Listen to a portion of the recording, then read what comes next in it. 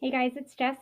I'm trying to walk you guys through the experiences in my life that help me to understand that we live in a multi-dimensional universe, complete with many different kinds of beings. And some of them are out of the earth, extraterrestrial, and some of them are out of the earth but can travel through different dimensions. And those are the multi-dimensional beings.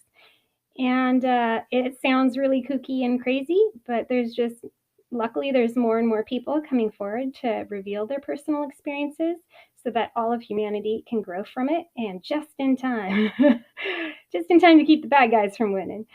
So let's see. So we had talked about seeing a UFO craft over my house around the time I was 8. The next experience is really hard to share because I don't have the full memories back from them. So I can't even tell you what happened, which kind of stinks. I just have the symptoms of those experiences really that I can share. Um, and being a logical person, I wish I had proof that I can hand you. The only proof that you'll have is my word. So you'll have to decide for yourself whether you think I'm lying or not. And more, as people begin to wake up, the first thing they develop is their ability to tell when somebody's lying to them. And you get this horrible, like disgusting feeling in the pit of your stomach. I know because it's been happening for me. And sometimes you just want to say, that is so gross. That is such a lie. And you can also tell when somebody's at least trying to give you the truth from their heart as they know it. And so, again, there could have been government manipulation in these memories that I have or don't have. I can't guarantee it was just the Greys, but I think it was probably likely more so the Greys than the military. So around the age of 10, my parents got a divorce, and then around the age of 12, I started having severe insomnia, coupled with extreme anxiety and paranoia about falling asleep. It got so bad that I ended up wanting to sleep with my mom all the time because the thought was that if I was in an adult's bed or if I was with anyone else, it would be harder to get me. And I didn't know what that meant. I just knew that that would happen if I didn't sleep with somebody else. Um, Around that time, too, I got my own bedroom of sorts. It was a little cabin. It was about 400 feet away from the house, and it had a little loft in it. Um, there were some weird things that would occur in that cabin. For instance, there was not standing room up in that little loft. There was only about how many feet? From the mattress that was laid out to the top of the roof, there was probably only 2.5 feet. And I was a very quiet sleeper.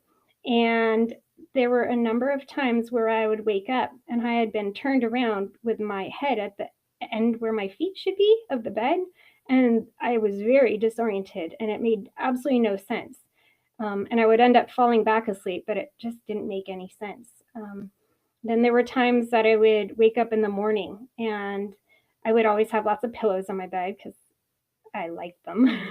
And so I would wake up and I would find that all 4 pillows had somehow been managed to be thrown over the railing, which only left about a foot of room to the peak of the roof, that somebody had squeezed them through from the railing to the roof and knocked all 4 of them down.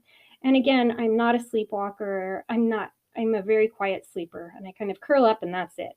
And it was always kind of weird to me how all those pillows would manage to get down there.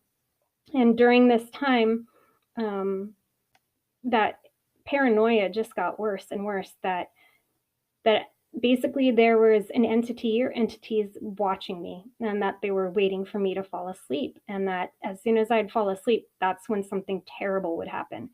And again, my only way out of that was to try to stay awake, which I tried to do most of the time, but eventually I would fall asleep. Some of the times that I would wake up with sleep paralysis, which a lot of people have talked about. I would be in my body, my eyes would be shut, I'd be awake, but everything would be dark and I'd be totally unable to move or to speak, and I would be completely paralyzed. That happened any number of times. And during those times, sometimes was this of an entity in the room and sometimes not. What else can I share with you? What's interesting to me is that at some point, well, I'll tell you that story. So the reason I stopped sleeping in that bedroom was one night I was awoken, it sounds so bad, but to this horrible scratching outside my bedroom window. And this bedroom window was 15